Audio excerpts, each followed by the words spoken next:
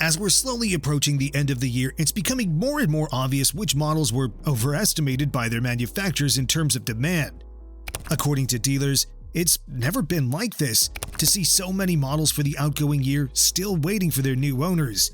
It's the highest market oversupply we've seen in years, and in this video, we present to you true champions of slow demand, with dealers now trying to dump them. Ford Escape. The blue oval is an absolute champion of oversupply. At the beginning of November, there were more than 550,000 models for 2024 waiting to be sold, with an overall market supply of more than 150 days. And among a palette of slow sellers, one model leads the pack. That would be the Ford Escape, a compact crossover that competes in the most popular segment of the market but struggles to meet the company's projections. At the time when models for the next year already started rolling out, there were more than 54,000 2024 Escape models at dealer lots, and with the current dynamics, it'll take about 6 months to sell them out.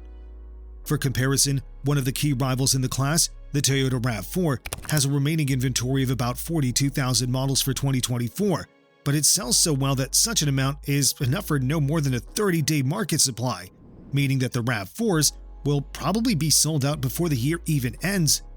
On the other hand, Ford dealers are now forced to offer massive discounts, more attractive finance deals, and even lose money just to sell out the 2024 inventory. The last year's refresh did make this crossover look more attractive, but there are still too many drawbacks that are some of the key reasons for slow sales. Jerky transmission, low-rent interior, and underpowered base engine are some of the things that come to mind, but lots neglect the fact that this is part of a much bigger problem: Ford's inability to navigate supply and demand. The Escape may be a frontrunner, but there are several more Ford models with the same problem. Hyundai Tucson. The Hyundai Tucson is another model that should be selling much better, but according to the most recent date, there are still more than 52,000 2024 models for sale, and with the current dynamics, it'll take almost 4 months to sell it out. Reasons are various, starting from obviously bad estimation of demand, but Hyundai didn't do itself a favor either. Namely, it already presented and started the production of the model for 2025, which receives a mid-cycle refresh that includes updated styling, more tech features, and other things that made most potential customers skip the 2024 model and go directly for the 2025 model year. Ram 1500.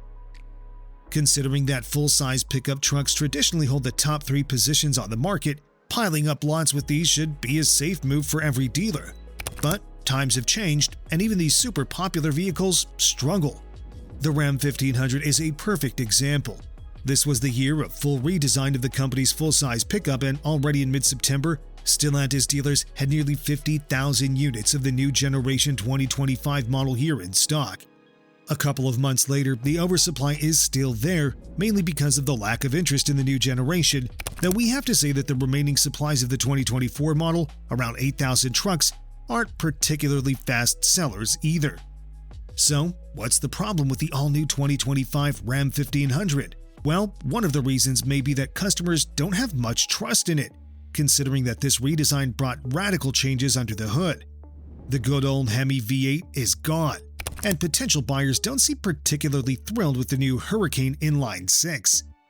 It's an impressive engine in terms of performance and efficiency, but we guess it still needs to prove its value, reliability-wise. Also, let's not forget that Ram's pricing policy has been a bit odd lately. While rivals from Ford and Chevy were offering attractive deals, the Ram 1500 was always the most expensive of the pack. Today, the situation is quite the opposite, with Ram being forced to offer massive discounts on the very fresh next-generation model for 2025, with price cuts that sometimes go $6,500 off the price. Chrysler Pacifica. Stellantis management is seriously considering the demise of the Chrysler brand, and when you consider that there's just one model with this badge on the market, it makes sense. When you see its sales performance, it makes perfect sense, because Pacifica is doing really bad on the market. The whole segment of minivans has seen better days, but the Pacifica is stumbling, and the last time we checked, it had a 131-day market supply with more than 11,000 models still in inventory. Besides the decline of the minivan segment, the problem with the Pacifica is its age. It's older than the competition and lags behind in many aspects, whether it's about efficiency, reliability, or overall quality. For Chrysler, drawing new customers seems harder than ever. Ford Bronco Sport. As mentioned earlier in the video, Ford is an absolute leader when it comes to the inability to sell out the inventory.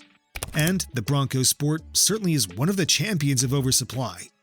According to data from early November, the Blue Oval still has nearly 48,000 2024 Bronco Sport SUVs to sell, and with the current market dynamics, it will remain available through a long period of 2025, considering that the current market supply is 174 days. Designed to be halfway between crossover and off-road SUV, the Bronco Sport has never caught enough attention and become a strong seller, but this year seems problematic in particular.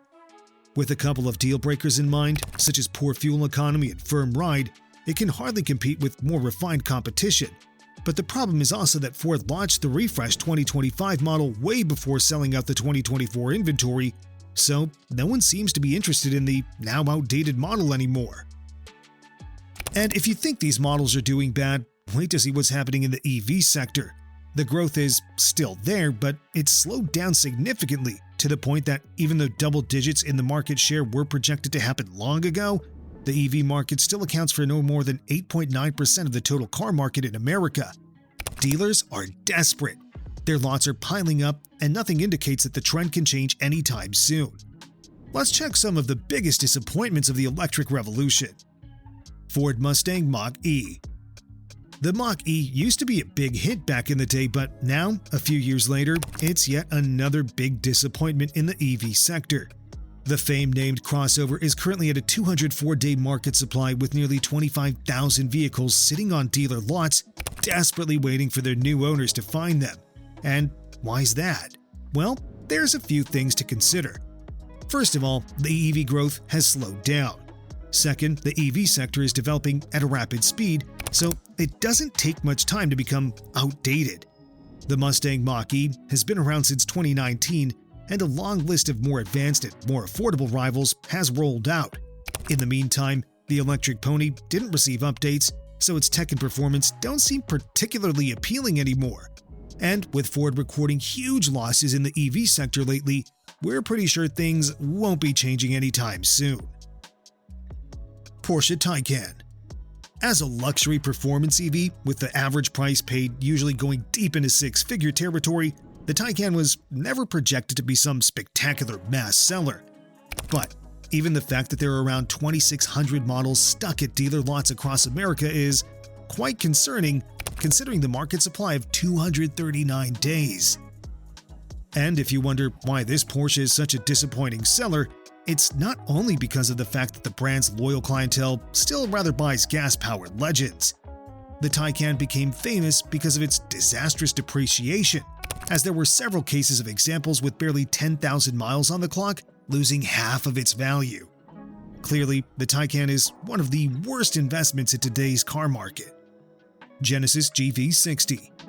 With the market supply of 190 days and nearly 2,000 models for 2024 still in stock, it's clear that something is not right with Hyundai's luxury crossover. The mediocre range is certainly one of the key reasons for the lack of interest, despite the impressive charging speed. Furthermore, some quintessential features have been missing in base variants until recently, especially high-tech and connectivity features such as wireless smartphone integration. Finally, let's not neglect that the 2025 model has been around for a while, and it got a few important updates, including the aforementioned wireless smartphone integration and standard all-wheel drive. So, it's quite logical that the outgoing model is having a hard time attracting buyers, despite some pretty attractive offers. Ford F-150 Lightning. Ford's electric pickup is turning into one of the biggest flops of the all-electric revolution. Expectations were high, but the F-150 Lightning turned out to be quite an underperformer. It lacks range and capabilities, so despite the massive discounts that lead the Blue Oval Company right into the abyss, losing tens of thousands of dollars on every F-150 Lightning it sells, the sales figures are beyond disappointing. Ford overestimated the demand so much that it was forced to cut a shift already in 2024. Months later, it became clear that even the heavily reduced production plan was too ambitious. Today, there are nearly 10,000 F-150 Lightning pickups sitting in dealer lots, with the market day supply critical enough to force the Blue Oval to stop entire production. It's been a while now since the production line was put on hold, and it won't restart before next year for sure. What do you think of the ongoing trend of oversupply? Is it because manufacturers overestimated themselves, or maybe it's part of something bigger? Let us know in the comments, and don't forget to subscribe. Thanks for watching, and see you next time.